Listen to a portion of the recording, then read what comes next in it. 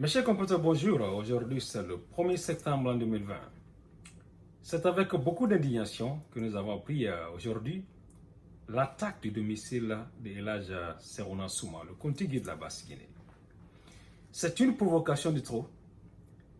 Et il a été attaqué par des gens qui sont censés le protéger. Les hommes en uniforme du gouvernement. C'est très malheureux qu'avec de tels agissements, les gens qui font la promotion du troisième mandat nous démontrent ici qu'ils ont perdu la tête et qu'ils sont prêts à tout. Ce n'est pas la paix et la quiétude sociale qui les intéressent. Ils continuent à pousser les gens au mur. Il y a eu des manifestations, même au niveau des territoires, mais c'est des gens qui étaient pour le troisième mandat. Alors, ils étaient encadrés, ils étaient applaudis. Le président était content avec ça. Mais ils ne veulent même pas avoir un petit regroupement pour dire non. C'est l'une des raisons pour lesquelles ils ont fermé des mosquées, parce qu'ils ne veulent pas du tout de regroupement. Ces gens-là ne connaissent pas Dieu, ils ne connaissent rien, ils ne pensent qu'à leur intérêt. C'est très malheureux, c'est très très regrettable. El Hadj Serouna, c'est le père de certains, le grand-père et le symbole de la résistance pour le troisième mandat. Il a résisté à la corruption, à tout. Mais il essaie de faire ça de la façon la plus pacifique possible. Il essaie de parler avec des autres sages qui ne sont pas d'accord pour dire au président, nous ne sommes pas d'accord, c'est tout ce qu'ils font. On dit que le domicile est inviolable, mais ce monsieur a été violé chez lui. Avec plusieurs personnes, les sages ont reçu des lacrymogènes. Certains sont blessés, et voilà, c'est très très malheureux. Ce n'est pas normal.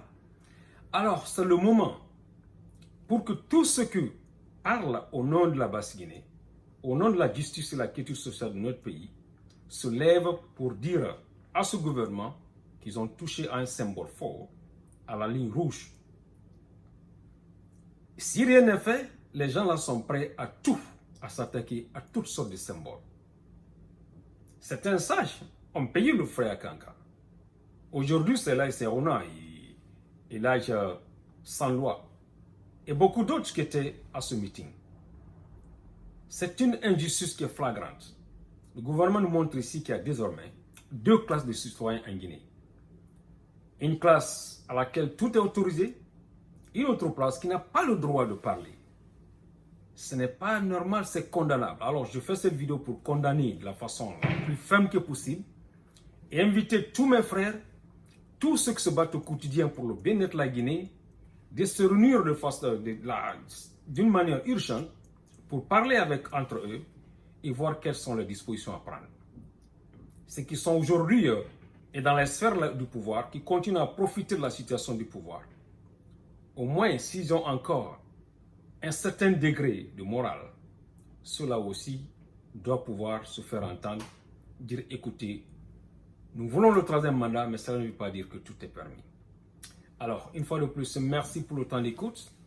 C'est votre frère Souma qui intervient ce soir pour non seulement me désolidariser de ce qui est fait, condamner de la façon la plus ferme que possible, et bien vous dire que c'est quelque chose qui est horrible, qui n'est pas normal.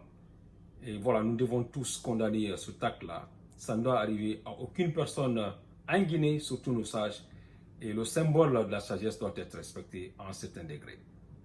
Et une fois de plus, merci et à très bientôt.